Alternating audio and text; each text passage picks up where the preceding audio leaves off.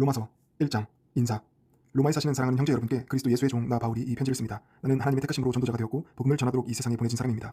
이 복음은 이미 오래전에 하나님께서 예언자들을 통해 성경에 약속하신 것으로 하나님의 아들 우리 주 예수 그리스도에 관한 소식입니다. 그분은 인간의 몸을 입고 다윗의 후손으로 태어나셨습니다. 그리고 죽은 자 가운데서 부활하심으로써 하나님의 거룩한 본성을 지닌 그분의 능력 있는 아들이신 것이 증명되었습니다. 세상에서 가장 천한 죄인인 우리는 그리스도를 통해 하나님의 은혜를 넘치도록 받았습니다. 그리고 이제 그분은 하나님께서 온 인류를 위해 하신 그 위대한 일을 세상 사람들에게 알리라고 나를 보내셨습니다. 모든 사람이 그리스도를 믿고 하나님께 순종하게 하려는 것입니다. 여러분들도 예수 그리스도의 초청을 받아 하나님의 소유 곧 하나님의 거룩한 백성이 된 것입니다.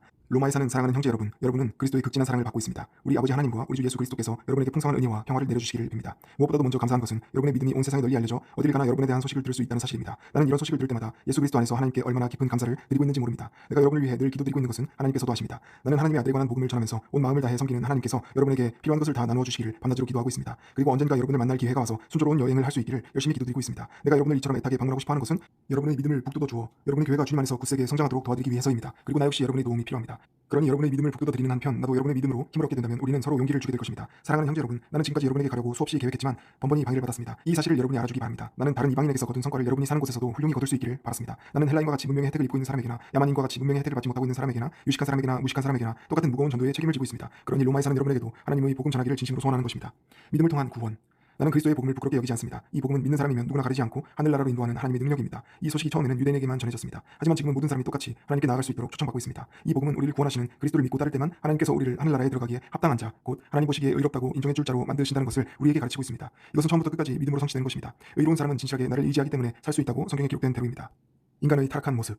그러나 하나님께서는 진리를 가로막는 사악한 모든 인간에게 하늘에서 진노를 내리십니다. 인간은 하나님에 관한 진리를 본능적으로 알고 있기 때문입니다. 세상이 창조된 이래 인간들은 땅과 하늘과 하나님이 만드신 모든 것을 보고 그분이 어떠한 분이며 또 얼마나 위대하고 능력이 영원한 분인가를 알고 있습니다. 그러므로 심판날에 하나님 앞에 설 때 인간은 변명할 여지가 없는 것입니다. 그렇습니다. 인간은 하나님을 알고 있습니다. 그런데도 인간은 그 사실을 받아들이지 않습니다. 하나님께 예배를 드리기는커녕 날마다 하나님께서 돌보아 주시는데도 감사조차 드리려 하지 않습니다. 오히려 그들은 이제 하나님이 어떤 분이며 또 인간에게 원하는 것이 무엇인지에 대해 어리석은 생각마저 품고 그 어리석은 생각에 아둔해져 분별력조차 잃어버렸습니다. 하나님 없이도 현명하게 될 수 있다고 주장하면서 그와는 반대로 완전히 어리석은 인간이 되어버렸습니다. 그들은 영원히 살아계시는 영광의 하나님께 예배드리는 대신에 나무나 돌로 썩어 없어질 인간이나 새나 짐승이나 뱀 따위의 형상을 본뜬 우상을 만들어 놓고 그것을 섬기고 있습니다. 그 때문에 하나님께서는 그들이 온갖 성적인 범죄에 빠져들어가는 대로 내버려 두신 것입니다. 그렇습니다. 인간은 서로 육체를 더럽히고 죄에 물든 행위에 빠져들어갔습니다. 인간들은 하나님의 진리를 알면서도 믿으려 하지 않고 일부러 거짓을 믿는 길을 택하였습니다. 그러고는 하나님께서 만들어 놓으신 피조물 앞에는 기도를 하면서 정작 그 피조물을 만드신 하나님께는 복종하지 않았습니다.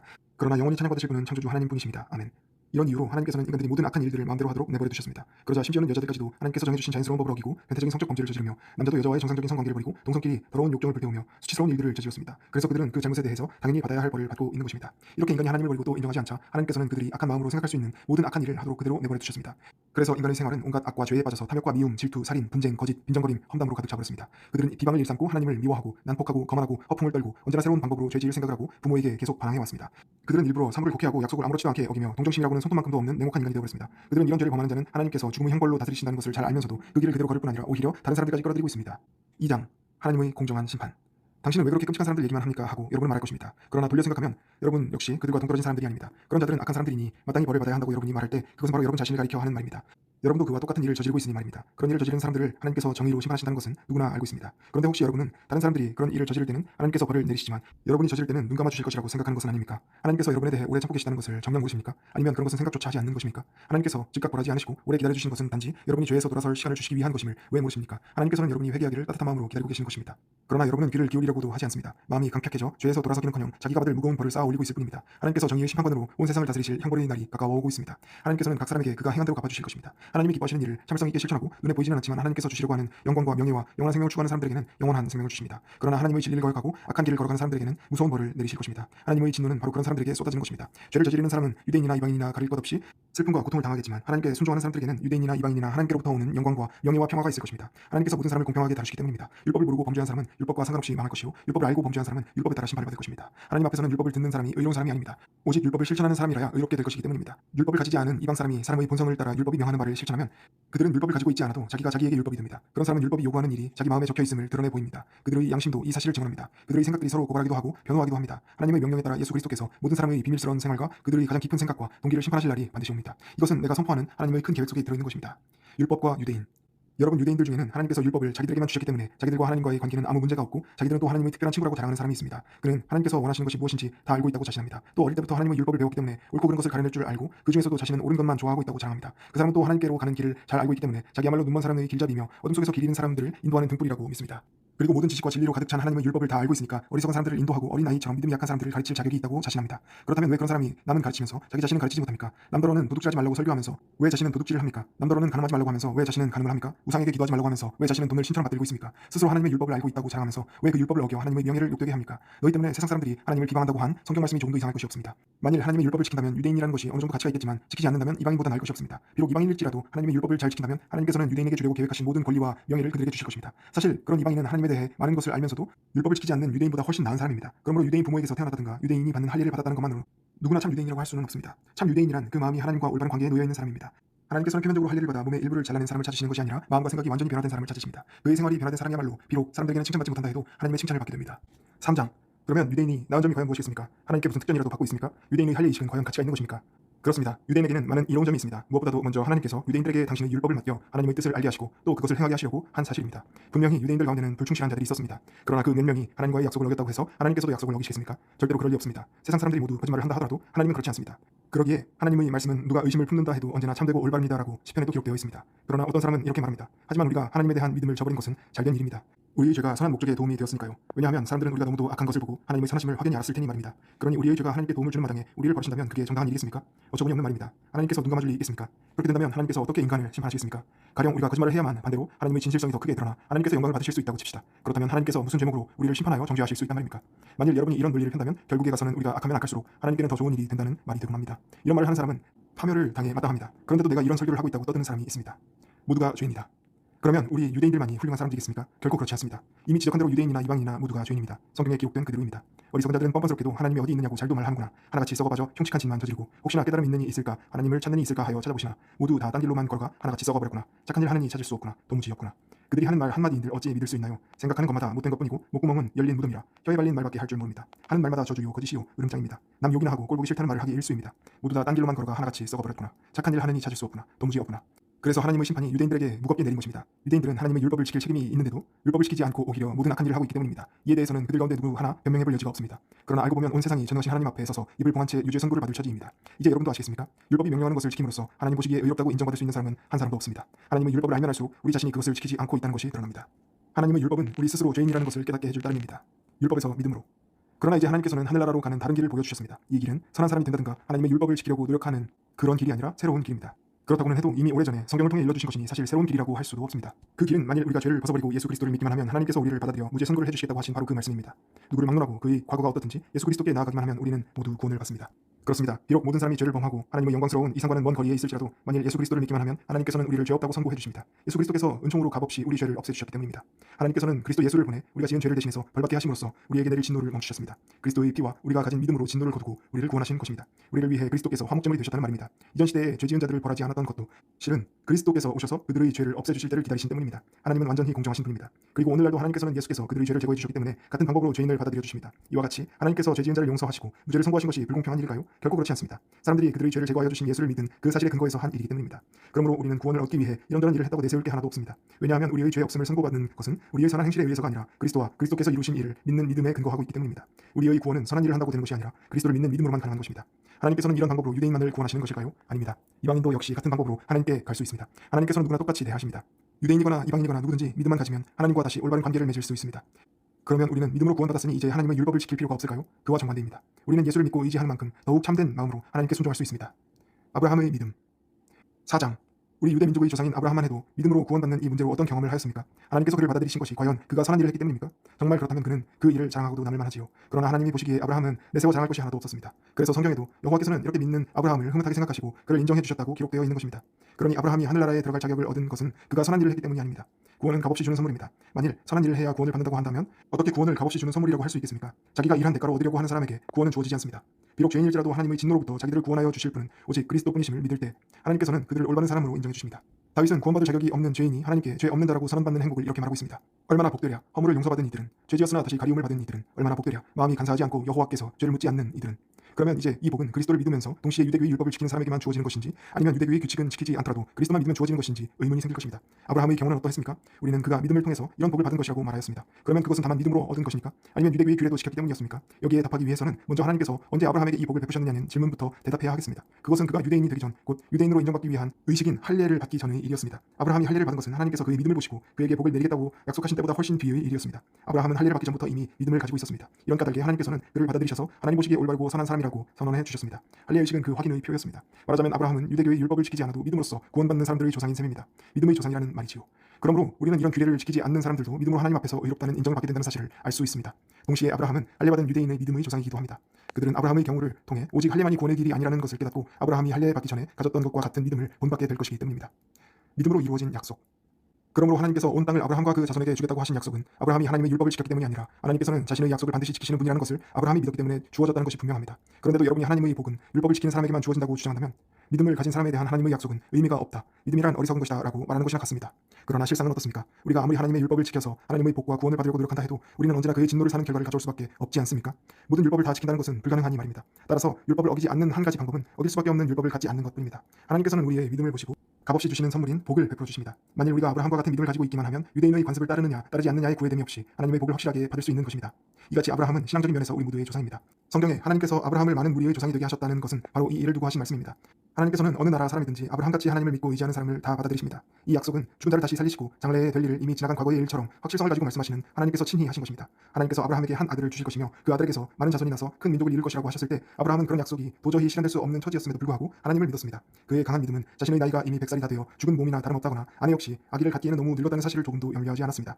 염려를 하기보다는 오히려 하나님에 대한 믿음이 더욱더 강하게 자라나 아직 그 일이 실현되기도 전에 자기에게 이루어질 복을 생각하고 하나님을 찬양하였습니다. 하나님께서는 어떠한 약속도 실행하실 수 있다고 확신하고 있었던 것입니다. 아브라함의 이 믿음 때문에 하나님께서는 그의 죄를 용서하시고 그를 죄 없는 자라고 선언해 주신 것입니다. 하나님께서 그를 받아들여 의롭다고 인정하신 이 복된 선언이 기록된 것은 단지 아브라함만을 위한 것이 아니라 우리들도 위한 것입니다. 우리가 우리 주 예수를 죽은 자 가운데서 다시 살리신 하나님의 약속을 믿을 때 아브라함을 받아들인 것과 똑같은 방법으로 하나님께서는 우리들도 받아들이신다는 것을 보증하기 때문입니다. 우리 주 예수께서는 우리 죄를 대신하여 죽으셨으며 우리가 하나님과 올바른 관계를 맺게 해주시려고 다시 살아나셨습니다. 5장 그리스도를 통한 화해. 이제 우리는 하나님의 약속을 믿고 그 믿음으로 하나님 보시기에 올바른 자라는 인정을 받았으니 우리 주 예수 그리스도를 통해 하나님과 참다운 평화를 누릴 수 있게 되었습니다.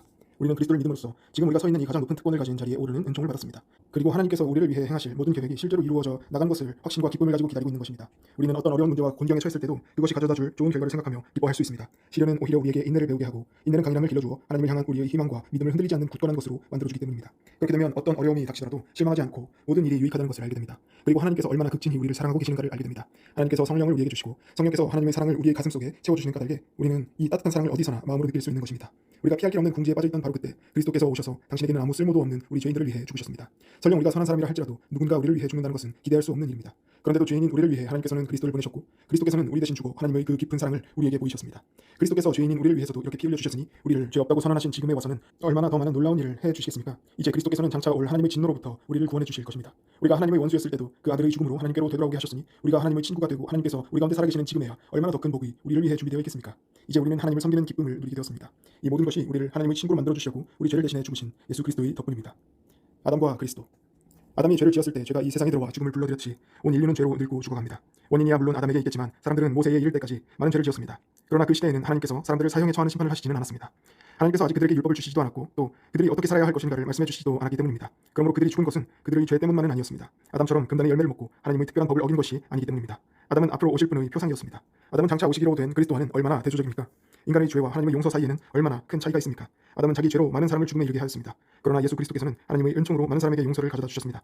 아담이 저지른 한 번의 죄가 많은 사람에게 죽음의 형벌을 가져다 준 반면에 그리스도께서는 값없이 많은 죄를 용서해 주실 뿐만 아니라 영광스러운 생명까지 주십니다. 아담이란 한 사람의 죄로 죽음은 모든 사람을 지배하게 되었으나 예수 그리스도에 의해 하나님의 용서와 무죄의 선언이라는 선물을 거저받고 모두 생명을 다스리는 임금이 되는 것입니다. 그렇습니다. 아담의 죄는 모든 사람에게 형벌을 가져왔으나 그리스도의 의로우심은 사람들을 하나님 앞에서 올바른 사람으로 만들어 길이 살게 하신 것입니다. 아담은 하나님께 불순종하여 많은 사람을 죄인으로 만들었지만 그리스도께서는 하나님께 순종하여 많은 사람을 의로운 사람으로 만드셨습니다. 십계명을 받은 결과 모든 사람은 스스로 하나님의 율법을 지킬 수 없는 존재라는 것을 알게 되었습니다.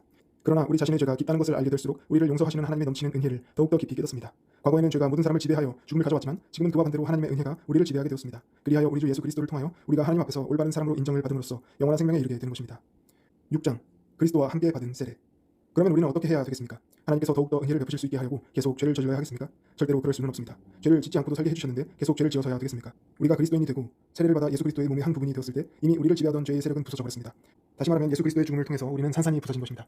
죄를 사랑하던 우리는 세례를 받을 때 그리스도와 함께 묻혀서 그분과 더불어서 장사되었습니다. 그리고 아버지 하나님의 영광스러운 능력으로 그리스도께서 다시 살아나신 것 같이 우리도 그분의 새 생명을 얻어 살게 된 것입니다. 그리스도의 몸의 한 부분이 되어 그리스도께서 죽으실 때 함께 죽은 우리는 그리스도의 새 생명을 얻어 다시 태어났고 장차는 그리스도께서 부활하신 것처럼 우리도 부활하게 될 것입니다. 우리의 악한 옛 욕망은 그리스도와 함께 십자가에 못 박혔습니다. 그러므로 죄를 사랑하던 우리의 육신은 더 이상 죄의 지배를 받거나 죄의 노예가 될 필요가 없어졌습니다. 우리가 죄에 대해서 죽었으니 어떻게 죄의 유혹과 세력이 우리를 구속할 수 있겠습니까? 그리고 죄를 사랑하던 우리가 그리스도와 함께 죽었다면 또한 그리스도의 새 생명과 함께 살 것을 믿습니다. 죽은 자 가운데서 살아나신 그리스도께서는 결코 다시 죽는 일이 없을 뿐 아니라 죽음도 더 이상 그분을 지배할 힘을 가지고 있지 않기 때문입니다.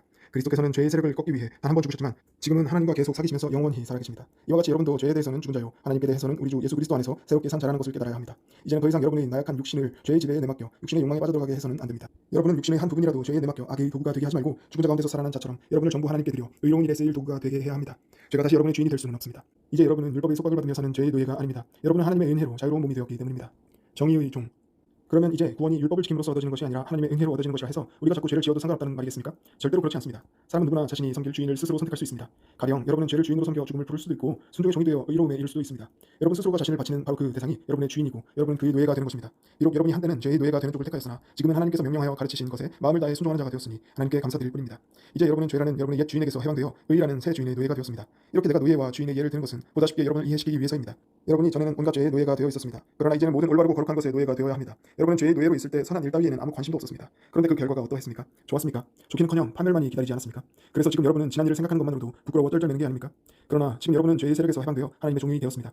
그리고 하나님께서 베푸시는 은혜로 거룩해지고 영원한 생명을 얻게 되었습니다. 죄의 값은 죽음뿐입니다. 그러나 하나님께서 값없이 주시는 선물은 우리 주 예수 그리스도와 함께 사는 영원한 생명입니다. 7장 결혼의 비유. 형제 여러분, 여러분이 율법을 잘 알고 있으니 말씀드립니다만 율법은 죽은 사람에게는 구속력이 없다는 사실을 아직 모르십니까? 예를 하나 들어봅시다.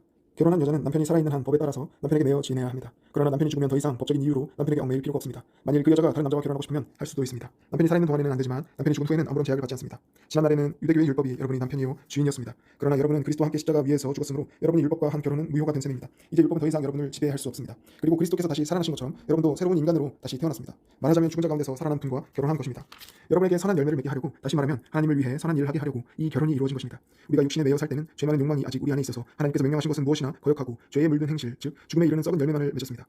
그러나 이제는 더 이상 율법이나 관습에 얽매일 필요가 없습니다. 그런 것에 사로잡혀 있던 우리는 이미 죽고 지금은 하나님을 섬기는 참다운 인간으로 태어났기 때문입니다. 그러니 예전처럼 정해진 규칙에 무조건 복종하며 살기보다는 새로운 방식으로 여러분의 마음과 뜻을 다해서 섬겨야 하는 것입니다.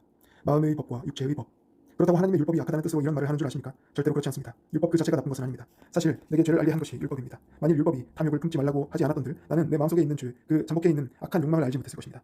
그러나 죄는 이러한 욕망이 악하다는 것을 내게 알게 해주면서 내 속에 숨어있는 모든 금지된 욕망을 충동시킴으로써 이 율법을 어기게 만들었습니다. 어길 율법이 없었다면 죄를 범하는 일도 없었을 게 아닙니까? 나는 율법이 실제로 무엇을 요구하는지를 몰랐을 때는 마음 편하게 지냈습니다. 그러나 진리를 알았을 때 나 자신이 율법을 어긴 자이며 죽음을 선고받은 죄인이라는 것을 알게 되었습니다. 그러므로 내 경우에는 생명의 길을 보여줄 것으로 생각했던 선한 율법이 그와 반대로 내게 죽음의 벌을 내려준 결과가 되어버린 것입니다. 죄가 하나님의 선한 율법을 가지고 나를 속여서 그것으로 나를 죽을 죄인이 되게 만든 것입니다. 그러나 율법 그 자체는 바르고 선한 것임을 여러분은 아실 것입니다. 그러면 이상하지 않습니까? 나를 파멸시킨 원인이 된 율법이 어떻게 선한 것이 될 수 있겠습니까? 그러니까 나를 파멸시킨 것은 율법이 아니라 사실은 죄입니다. 죄가 율법을 사용하여 내게 죄를 가져온 것입니다. 그러므로 여러분은 죄가 얼마나 교활하고 악착스럽고 가증스러운지 아셨을 것입니다. 악한 목적을 위한 죄가 하나님의 선한 율법에 있는 것이 아니라 내 속에 있습니다. 나는 죄라는 주인에게 노예로 팔렸기 때문입니다. 나는 나를 도무지 모르겠습니다. 속으로는 올바른 일을 해야지 하면서도 그렇게 되지 않습니다. 그러고는 내가 원하지 않는 짓, 내가 미워하는 짓만 저지르고 있습니다. 나는 내 행실이 잘못되었다는 것도 내가 어기고 있는 율법이 선하다는 것도 잘 알고 있습니다. 그러면서도 이러는 나를 어떻게 할 도리가 없는 것입니다. 이런 나는 이미 내가 아니기 때문입니다. 내게 이런 악한 일을 시키는 것은 내 속에 들어있는 나보다 더 힘이 센 죄입니다. 나는 내 육신 안에 올바른 것이 하나도 없다는 사실을 알고 있습니다. 아무리 몸부림쳐도 나는 나에게 올바른 일을 하게 할 수 없습니다. 나는 그렇게 하고 싶어도 되지가 않습니다. 선한 일을 하고 싶어도 되지 않고 악한 일을 하지 않으려고 애를 써도 되지 않습니다. 이제 내가 원하지 않는 일을 하고 있는 게 사실이라면 문제는 분명해집니다. 죄가 아직도 나를 사로잡고 있다는 사실입니다. 나 스스로는 늘 올바른 일을 원하나 어쩔 수 없이 잘못된 일을 해버리는 이것이 인생의 현실인 것 같습니다. 속으로는 하나님의 뜻을 따라서 살고 싶어 하면서도 내 속 깊은 곳에 어떤 다른 것이 있어서 그것이 내 마음에 분란을 일으켜 나를 누르고 아직도 내 속에 도사리고 있는 죄의 노예로 만들어버립니다. 나는 마음으로는 늘 기쁨으로 하나님을 섬기는 종이 되기를 원하면서도 실제로는 여전히 죄의 노예가 되어 있는 자신을 봅니다. 이제 여러분은 내 형편이 어떻다는 것을 아셨을 것입니다. 아, 나는 얼마나 비참한 처지에 놓인 인간입니까? 누가 이 죽을 수밖에 없는 노예 상태에서 나를 해방시켜 줄 것입니까? 하나님께 감사드립니다. 우리 주 예수 그리스도께서 나를 해방시켜 주셨습니다. 그분이 나를 해방시켜 주셨습니다. 8장 성령이 주시는 생명. 그러므로 이제 그리스도 예수께 속한 사람은 결코 정죄받는 일이 없습니다. 생명을 주시는 성령의 능력이 죄와 죽음의 약순 안에서 나를 해방시켜 주셨기 때문입니다. 하나님의 율법을 알고 있는 것만으로는 죄의 지배를 벗어나 구원받을 수 없습니다. 우리는 그 율법을 다 지킬 수도 없거니와 또 실제로 지키려 하지도 않기 때문입니다. 그래서 하나님께서는 우리를 구원하실 수 있는 다른 계획을 실행하셨습니다. 자신의 아들을 사람의 몸으로 보내 우리의 죄를 없앨 희생제물로 삼으심으로써 우리를 지배하는 죄를 멸하신 것입니다. 그러므로 이제 우리가 성령을 따라 산다면 하나님의 율법을 지키며 사는 것이며 육신의 죄를 벗어나는 길입니다. 육신을 따라 사는 사람은 자신만을 즐겁게 하기 위해 살지만 성령을 따라 사는 사람은 하나님이 기뻐하시는 일을 위해 삽니다. 성령을 따라 살면 생명과 평안을 누리지만 육신을 따라 살면 죽음에 이르게 됩니다.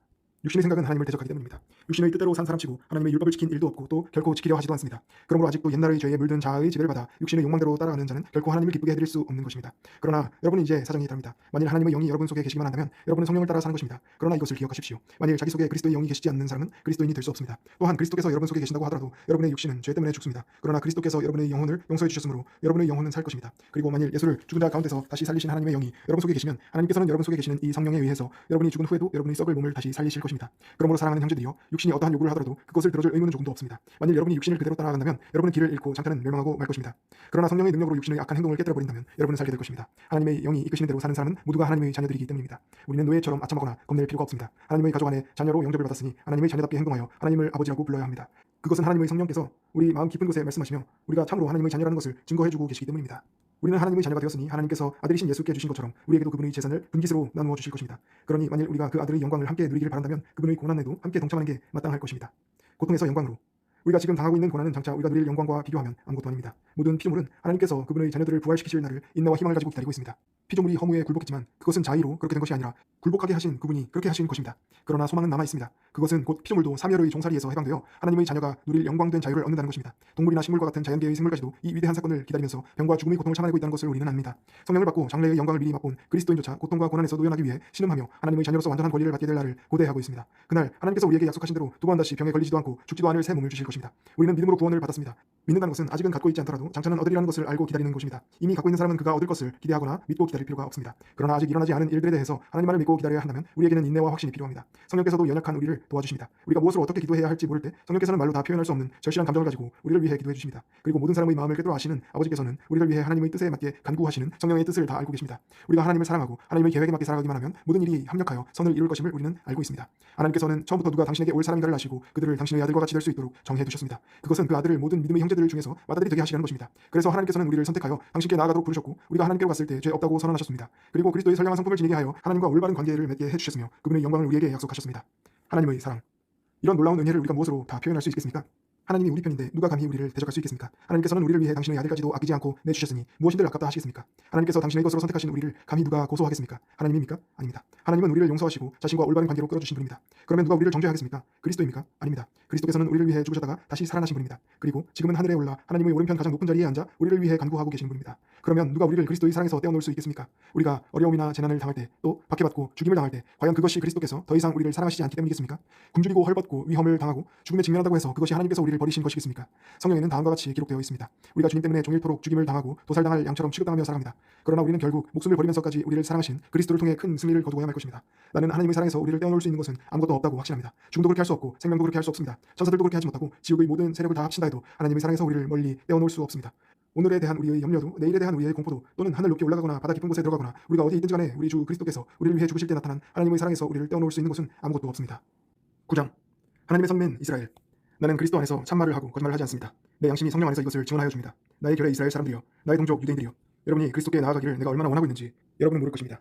나는 여러분들 때문에 밤낮 마음이 무겁고 슬픔으로 가슴이 찢어진 것 같습니다. 나의 파멸이 여러분에게 구원을 가져올 수 있다면 나는 차라리 그 편을 택할 것입니다. 하나님께서는 여러분에게 많은 것을 주셨습니다. 그러나 여러분은 아직도 하나님의 명령을 들으려고 하지 않습니다. 하나님께서는 여러분을 특별한 백성으로 선민으로 삼으셔서 영광의 강체가 가득한 구름으로 인도하시고 또 얼마나 여러분에게 복을 주고 싶어 하시는가를 말씀해 주셨습니다. 하나님께서는 여러분이 살아가는 데 필요한 여러 규칙들을 주심으로써 여러분에게 원하는 것이 무엇인지 알 수 있게 하셨습니다. 하나님께서는 또 여러분에게 하나님을 예배하게 하시고 위대한 약속을 주셨습니다. 여러분에게는 하나님을 섬긴 위대한 믿음의 조상이 있습니다. 육신으로 말한다면 그리스도께서도 여러분의 동족인 이스라엘 사람이었습니다. 모든 것을 다스리시는 하나님을 영원히 찬양합시다. 아멘. 나는 하나님께서 약속을 지키시지 않았다는 말을 하려는 것이 아닙니다. 이스라엘 사람으로 태어났다고 해서 모두가 이스라엘 사람은 아닙니다. 아브라함의 혈통을 이었다고 해서 모두가 다 참 아브라함의 자손은 아닙니다. 성경에 보면 아브라함에게는 다른 아들도 있었으나 약속은 이삭과 그의 자손에게만 적용되었기 때문입니다. 아브라함의 자손이면 다 하나님의 자녀인 것이 아니라 하나님께서 아브라함에게 내리신 구원의 약속을 믿는 사람만이 하나님의 자녀입니다. 일찍이 하나님께서는 아브라함에게 내년에 내가 너와 사라에게 아들을 주겠다고 약속하셨습니다. 그로부터 수년이 지나고 이 아들 이삭이 성장하여 결혼하였습니다. 그의 아내 리브가가 쌍둥이를 낳을 무렵 하나님께서는 리브가에게 쌍둥이 형제 중에서 먼저 태어나는 아들 에서가 동생 야곱을 섬기게 될 것이라고 말씀하셨습니다. 그것은 나는 너희 조상 야곱만을 사랑한다라고 기록된 성경 말씀대로입니다. 하나님께서는 이 말씀을 아이들이 태어나기 전, 그러니까 그들이 아직 아무 선한 일도 악한 일도 행하기 전에 하셨습니다. 그러니 이것만 봐도 하나님께서는 처음부터 작정하신 것을 실행하신다는 것을 알 수 있습니다. 하나님께서는 자신이 원하시고 택하신 대로 하실 뿐 사람들의 행동을 보고 결정하지 않으십니다. 그러면 하나님은 불공평한 분일까요? 절대로 그렇지 않습니다. 하나님께서 모세에게 나는 마음에 드는 사람을 한없이 돌아보고 어여삐 여길 사람을 사람을 한없이 어여삐 여기리라고 말씀하신 대로 하나님의 자비는 누가 그것을 얻으려 결심했다거나 노력하였다 해서 주어지는 것이 아닙니다. 그것은 하나님께서 베풀고자 하시는 사람에게 베푸시는 것입니다. 애굽의 바로의 경우가 그 한 예입니다. 하나님께서 바로에게 말씀하신 대로 애굽 왕국을 그에게 주신 것은 하나님의 무서운 힘을 그에게 보여주시는 동시에 온 세상에 하나님의 영광스러운 이름이 퍼지게 하시기 위한 것이었습니다. 이렇게 하나님께서는 당신이 원하시는 대로 어떤 사람에게는 자비를 베푸시고 또 어떤 사람에게는 완고한 마음대로 버려두십니다. 하나님의 진노와 자비. 그렇다면 왜 하나님께서는 그들이 거역하는 것을 나무라십니까? 그들은 하나님께서 만드신 대로 한 것이 아닙니까? 하고 여러분은 묻고 싶을 것입니다. 아닙니다. 그렇게 말하지 마십시오. 감히 하나님을 비난할 사람이 누구입니까? 만들어진 물건이 그것을 만든 사람에게 왜 나를 이렇게 만들었소 하고 말할 수 있습니까? 토기장이가 같은 진흙덩이를 가지고 귀하게 쓸 그릇과 천하게 쓸 그릇을 만들 권리가 없다는 말입니까? 멸망할 수밖에 없는 인간들에 대해서 진노와 힘을 보이실 당연한 권리가 하나님께 없다는 말입니까? 그러나 하나님께서는 이런 인간들에 대해서 지금까지 줄곧 참아만 오셨습니다. 하나님은 자신의 영광이 얼마나 풍성한가를 모든 사람이 볼 수 있도록 은총을 베푸실 권리가 있습니다. 유대인이건 이방인이건 가리지 않고 당신의 영광을 풍성하게 베푸시려고 지으신 사람들을 부르셨습니다. 예언자 호세아가 기록한 것을 기억하십시오. 하나님께서는 이렇게 말씀하셨습니다. 그때가 오면 내가 이스라엘 백성이라는 곡식의 씨를 뿌리고 몸소 그들을 키우겠다. 내 백성이 아닌 자들에게 이제는 너희가 내 백성이라고 이르겠다. 그러면 그들이 이렇게 응답하리라. 주님이야말로 우리 하나님이십니다. 그리고 이스라엘에 대해서는 예언자 이사야가 이렇게 외쳤습니다. 이스라엘 백성이 비록 해변의 모래알같이 많을지라도 지극히 적은 수만이 남아서 그 먼 훗날 돌아올 것이다. 만군의 주 하나님께서는 그들을 소멸시키시기로 이미 작정하셨다. 이사야는 또 다른 곳에서 이렇게 말하고 있습니다. 만군의 주 여호와께서 몇 사람이라도 건져주지 않으셨더라면 우리가 소돔과 무엇이 다르겠느냐, 고모라와 무엇이 다르겠느냐. 이스라엘의 잘못. 그러면 이런 일련의 일들을 통해 우리는 무엇을 알 수 있겠습니까? 바로 다음과 같은 사실입니다. 이방인들은 하나님을 찾지 않았는데도 하나님께서는 그들에게 믿음으로 죄 없다는 선언을 받을 기회를 주셨습니다. 그런데 이스라엘은 하나님의 율법을 열심히 지켜서 하나님과 올바른 관계를 가지려고 노력했지만 그렇게 되지 못하였습니다. 왜 그렇습니까? 믿음으로 매달리지 않고 단지 율법을 지키는 선량한 인간만 되면 다 구원을 얻으리라고 생각했기 때문입니다. 그들은 예수라는 큰 걸림돌에 걸려 넘어진 것입니다. 하나님께서는 성경에 이렇게 경고하셨습니다. 내가 시온산 위에 튼튼한 주춧돌을 놓겠다. 그 머릿돌에는 이렇게 기록되어 있다. 누구든지 주님을 의지하는 이는 멸망하지 않는다. 10장. 사랑하는 형제들이여, 나는 내 동족들이 구원받기를 진심으로 원하며 기도하고 있습니다. 나는 그들이 하나님의 영예를 얼마나 열심히 구하고 있는가를 알고 있습니다. 그러나 그것은 방향이 빗나간 열심입니다. 그들은 그리스도께서 자기들이 하나님과 올바른 관계를 맺게 하기 위해 죽으셨다는 것을 깨닫지 못하기 때문입니다. 그들은 나름대로 율법과 관습을 지키는 것이 하나님의 은총을 입는 선량한 인간이 되는 길이라 여기고 그것을 지키려고 애쓰고 있지만 그것은 하나님께서 구원하시는 방법이 아닙니다. 그들이 하나님의 율법을 지켜서 얻으려고 하는 모든 것을 그리스도께서는 그리스도를 믿는 사람들에게 주신다는 것을 그들은 깨닫지 못하고 있습니다. 그리스도께서는 모든 율법을 종결 지으셨습니다. 구원은 만민에게. 모세는 사람이 율법대로 따라 살면 하나님과 올바른 관계를 맺을 수 있고 또 그 율법을 그대로 지키면 생명을 얻을 수 있다고 기록해 놓았습니다. 그러나 믿음을 통해서 오는 구원은 이렇게 말합니다. 여러분은 그리스도를 찾으려고 하늘을 두루 다닐 필요도 없고 도움을 청하려고 그분을 모셔 내려올 필요도 없습니다. 그리스도를 또다시 부활시키려고 죽은 자들에게로 갈 필요도 없습니다. 사실 믿음을 통해 얻는 구원은 먼데 있는 게 아닙니다. 우리의 마음과 입에 있습니다. 만일 여러분이 입으로 예수 그리스도께서는 나의 주님이십니다 하고 고백하고 또 하나님께서 예수 그리스도를 죽은 자 가운데서 다시 살리셨다는 것을 마음속에 굳게 믿으면 구원을 얻기 때문입니다. 사람은 마음으로 믿을 때 하나님과 올바른 관계를 맺게 되고 그 믿음을 다른 사람에게 입으로 고백함으로써 확실하게 구원을 얻는 것입니다. 성경은 그리스도를 믿는 사람은 결코 실망하는 일이 없다고 이르고 있습니다. 이 점에서는 유대인이나 이방인이 다를 게 없습니다. 그들은 모두 같은 주님을 모시고 주께서는 당신께 구하는 사람 누구에게나 풍성한 복을 아낌없이 주십니다. 누구든지 주님의 이름을 부르는 사람은 구원을 얻을 것입니다. 그러나 주님을 믿지 않는다면 어떻게 주께 구원을 청할 수 있겠습니까? 또한 주님의 이름을 한 번도 들어본 적이 없다면 어떻게 주님을 믿을 수 있겠습니까? 누가 알려주지 않는다면 어떻게 들을 수 있겠습니까? 또 보내는 분이 없다면 누가 어떻게 가서 알릴 수 있겠습니까? 성경에 하나님과 누리는 평화를 선포하고 기쁜 소식을 전하는 이들의 발이 얼마나 아름다운가라고 말한 것은 이 때문입니다. 그러나 모든 사람이 다 복음을 듣고 순종하지는 않습니다. 예언자 이사야가 주님, 내가 그들에게 전해준 말을 믿은 자가 과연 있었습니까? 하고 탄식한 것도 그 때문입니다. 믿음은 이 그리스도에 대한 복음에 귀를 기울이는 데서부터 시작되는 것입니다. 그런데 유대인들은 어떻습니까? 그들은 하나님의 말씀을 듣지 못했던가요? 아닙니다. 하나님의 말씀은 그들이 있는 곳이면 어디에나 다 이르렀으며 복음은 땅끝까지 전해졌습니다. 그러면 유대인들은 하나님의 구원을 거부하면 그 구원이 다른 사람들에게 간다는 것을 몰랐던가요? 아닙니다. 그 옛날 모세 시대에 이미 하나님께서는 이렇게 말씀하셨습니다. 나도 내 백성이 아닌 족속을 사랑하여 너희의 질투심을 일으켜놓고 너희의 속을 썩여주겠다. 그 후 이사야도 대담하게 이렇게 일러주었습니다. 나는 너희를 도와주려고 항상 기다리고 있었으나 나에게 도와달라고 호소하는 사람이 하나도 없었다. 하나님께서는 이스라엘에게 계속 자신의 팔을 벌리고 계셨지만 그들은 계속 이유를 늘어놓으면서 하나님께로 돌아가기를 거부하였습니다. 11장. 이스라엘 중의 참 선민. 그러면 하나님께서 당신의 백성인 이스라엘을 거부하고 버리신 것이겠습니까? 천만의 말씀입니다. 나 역시 아브라함의 후손으로서 베냐민 지파에 속하는 이스라엘 사람이라는 것을 기억해 주기 바랍니다. 하나님께서는 처음부터 선택한 당신의 백성을 버리신 일이 없습니다. 성경에 기록된 것만 상기해 보아도 알 수 있지 않습니까? 일찍이 예언자 엘리야는 이스라엘 사람들이 어떻게 예언자들을 죽이고 하나님의 제단을 헐어버렸는가 하는 사실을 하나님께 고발하면서 그 땅에서 하나님을 사랑하는 자는 자기 혼자뿐이며 그들이 자기마저도 죽이려 한다고 호소하였습니다. 그때 하나님께서 무엇이라고 말씀하셨습니까? 아니다. 남아있는 사람은 너 하나뿐만이 아니다. 아직도 나를 사랑하고 우상에게 절하지 않은 사람이 너 말고도 7,000명이나 있다고 하지 않으셨습니까? 오늘날도 마찬가지입니다. 이스라엘 사람 전부가 하나님을 떠난 것은 아닙니다. 하나님의 은총으로 선택되어 구원받은 소수의 사람들이 남아 있습니다. 그러나 그들도 선을 행해서가 아니라 하나님의 은총으로 선택된 것입니다. 그렇지 않으면 값없이 주시는 선물이 더 이상 값없이 주시는 것이 될 수 없기 때문입니다. 일을 해서 얻는 것이라면 선물은 아닌 것입니다. 결국 대부분의 이스라엘 사람들은 그들이 찾고 있던 하나님의 은총을 얻지 못하였습니다. 단지 하나님께서 선택하신 소수의 사람들만이 그 은총을 얻었을 뿐 다른 사람들은 완악해져 버린 것이 현실입니다. 성경은 이에 대해 다음과 같이 말하고 있습니다. 주께서 너희 눈을 감겨 놓으셨는데 이 눈이 바로 예언자들이다. 주께서 너희 머리를 덮어 놓으셨는데 이 머리가 바로 선견자들이다. 그리고 다윗도 다음과 같이 말하였습니다. 저들의 잔치상이 오히려 올가미가 되게 하소서. 아무런 걱정 없이 살아가는 그때가 오히려 함정이 되게 하소서. 저들 두 눈이 멀어 보지 못하게 하소서. 저들의 등은 언제나 굽어 있게 하소서. 이방인의 구원. 이것은 하나님께서 이스라엘을 영원히 거두시지 않겠다는 뜻일까요? 물론 그렇지 않습니다. 하나님의 목적은 오히려 이방인을 구원함으로써 이스라엘의 질투심을 자극시켜 그들 스스로 하나님의 구원을 찾도록 하시려는 데 있습니다. 이스라엘이 하나님께서 베푸시는 구원을 받아들이지 않은 덕분에 온 세상이 풍성한 복을 받았다면 이스라엘이 그리스도께 돌아올 때는 얼마나 더 큰 복을 누리겠습니까? 여러분도 알다시피 하나님께서는 나를 이방인 여러분을 도울 사도로 임명해 주셨습니다. 나는 이 사실을 매우 중요하게 여기고 가능한 한 자주 이스라엘 사람들에게 상기시키려 하고 있습니다. 그것은 이스라엘 사람들도 이방인 여러분들이 가지고 있는 것을 원하게 하여 그들 가운데 몇 사람이라도 구원받게 하기 위해서입니다. 이스라엘 사람들이 그리스도인이 되었을 때의 그 놀라운 일을 생각해 보십시오. 하나님께서 이스라엘 사람들을 버리심으로써 세상의 다른 민족들에게 구원의 기회가 주어졌으니 이스라엘 사람들이 그리스도께로 돌아올 때는 더욱 놀라운 일이 일어날 것이 아닙니까? 그것은 마치 죽은 사람이 살아나는 것과 같은 것입니다. 아브라함과 예언자들이 하나님의 사람들이었으니 그들의 자손도 하나님의 사람이 될 것입니다. 나무 뿌리가 거룩하면 그 가지도 거룩할 것이기 때문입니다.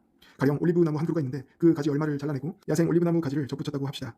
그러면 그 야생 올리브나무 가지는 올리브나무 뿌리에서 양분을 공급받지 않겠습니까? 올리브나무는 이스라엘을 가리키고 야생 올리브나무 가지는 여러분을 가리킵니다. 그래서 여러분도 하나님께서 아브라함과 그의 자녀들에게 약속하신 복을 함께 받고 있는 것입니다. 그러나 여러분은 잘려나간 가지 대신에 접붙임을 받았다 해서 자만하면 안 됩니다. 여러분이 귀중한 것은 단지 하나님께서 아끼시는 나무의 한 부분이 되었기 때문입니다. 여러분은 가지에 불과할 뿐 뿌리가 아니라는 말입니다. 이 점을 기억해 두시기 바랍니다. 여러분은 이렇게 생각할지도 모릅니다. 내게 접붙일 자리를 마련해 주려고 저 가지들이 잘려나갔으니 나야말로 선한 사람이 분명하군.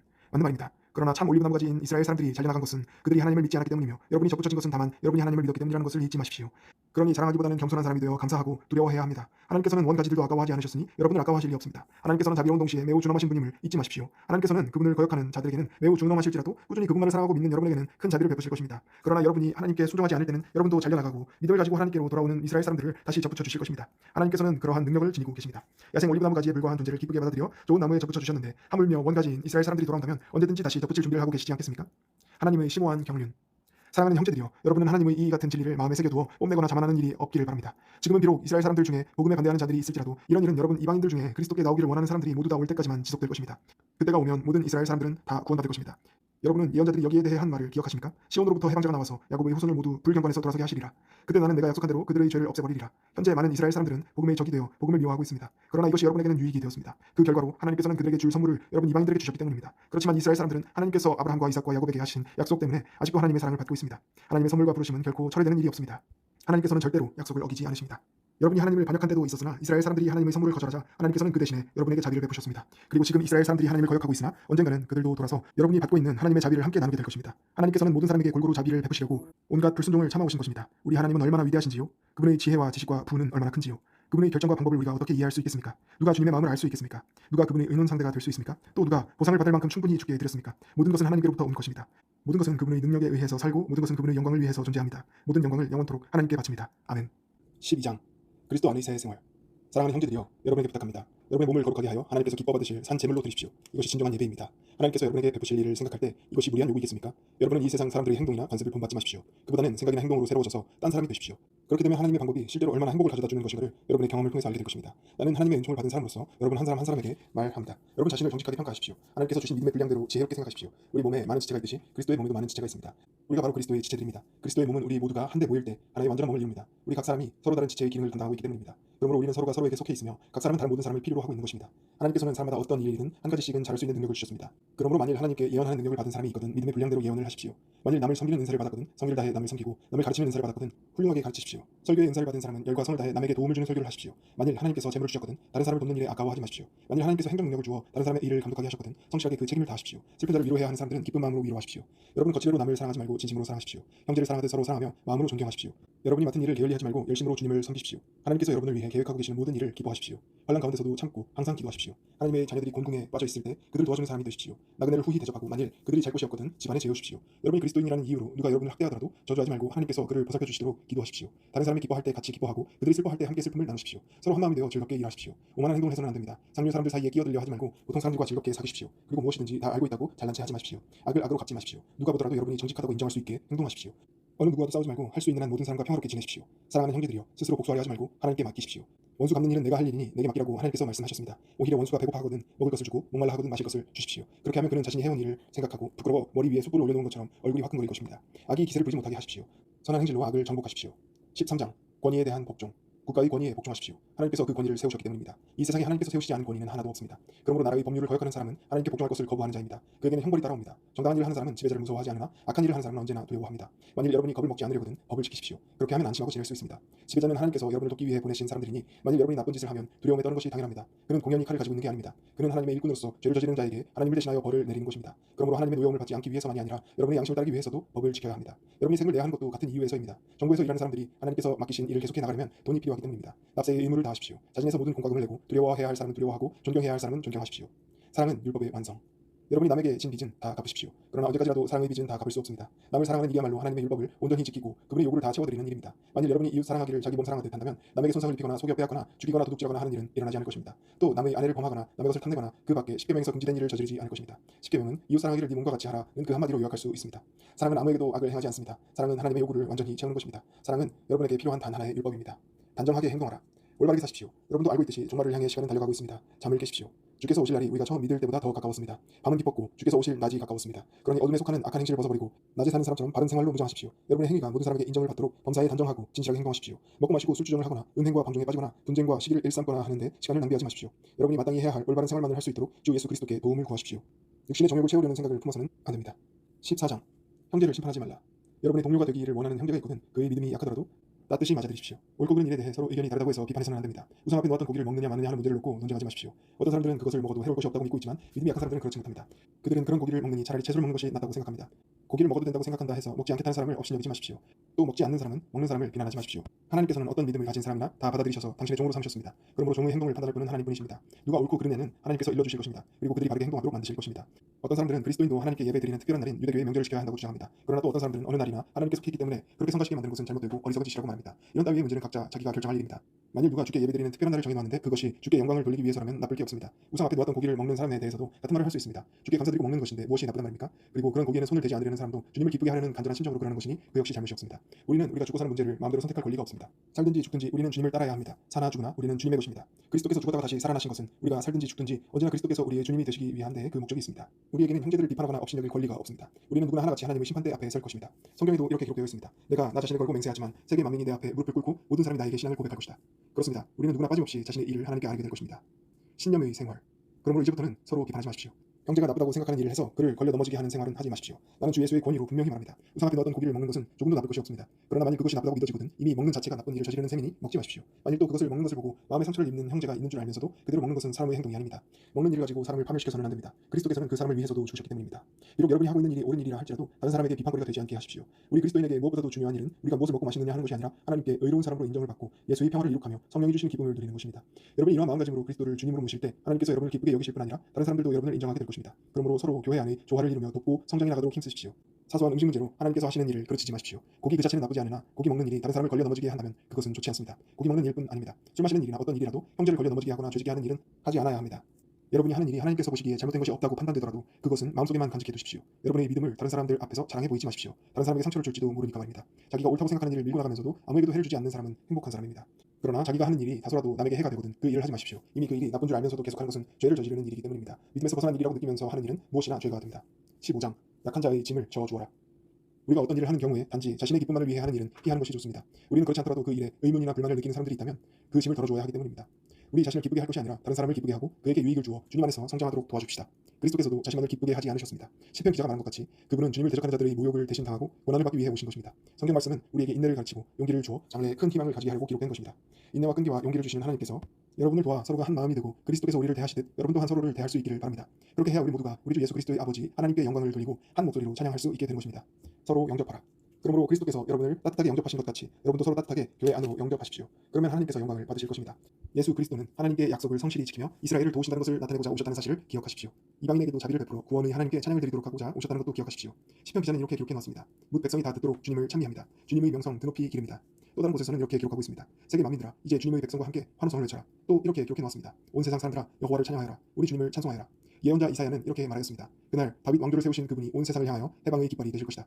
그의 나라가 영광스러운 땅이 되어 온 세상이 그에게 소망을 둘 것이다. 그러므로 나는 소망을 주시는 하나님께서 여러분에게 믿음으로 오는 행복과 평화를 넘치게 베풀어 주시기를 기도합니다. 또 여러분 속에 역사하시는 성령의 능력을 통해 여러분에게 희망이 넘치게 해주시기를 기도합니다. 바울의 사도직. 나의 형제들이여 나는 여러분이 더할 나위 없이 선하고 현명하여 다른 여러 능력들을 지도하기에 충분한 능력이 있다고 믿습니다. 그럼에도 불구하고 이 편지에서 지나치다 싶을 만큼 강조해서 여러분에게 이런저런 당부를 하는 것은 여러분의 기억을 새롭게 하고자 해서입니다.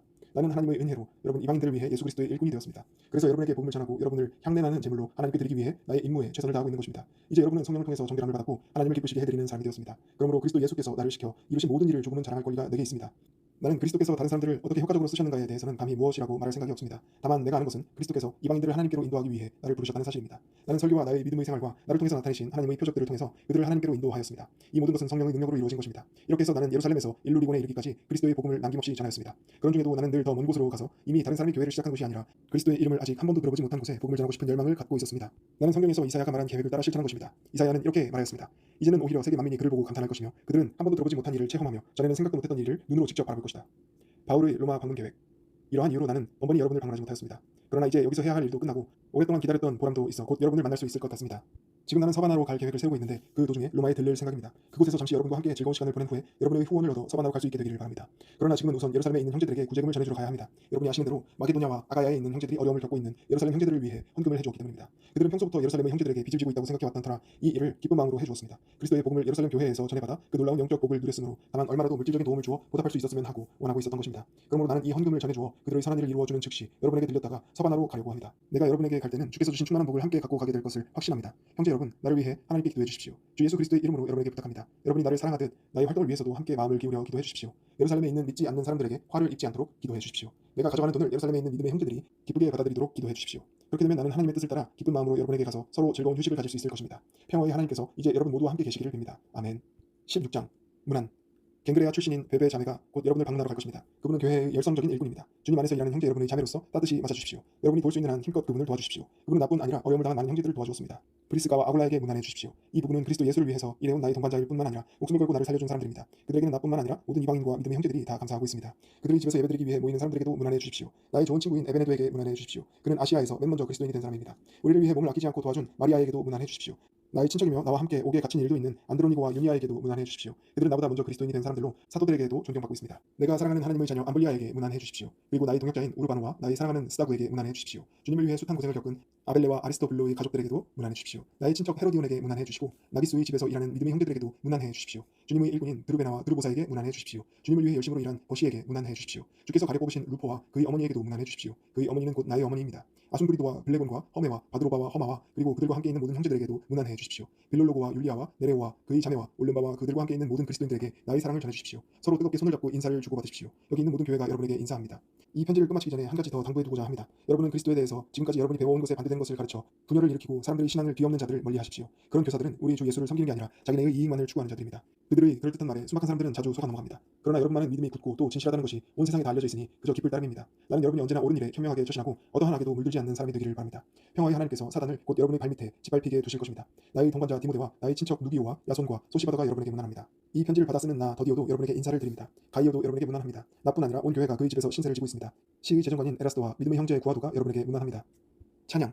나는 여러분들을 하나님께 맡깁니다. 하나님께서는 내가 여러분에게 전한 예수 그리스도에 관한 가르침을 통해서 여러분을 주님 안에서 강하게 해주십니다. 여러분들과 이방인들을 구원하는 이 복음은 세상이 시작되던 때부터 오랫동안 비밀로 감추어져 왔습니다. 그러나 지금은 예언자들이 이미 말한 대로 또 하나님께서 명령하신 대로 이 소식은 어디든지 전해지고 있습니다. 그래서 세계의 모든 사람들이 그리스도를 믿고 그분에게 복종하게 되었습니다. 단 한 분 지혜로우신 하나님께 우리 주 예수 그리스도를 통하여 영광이 영원히 있으시기를 빕니다. 아멘.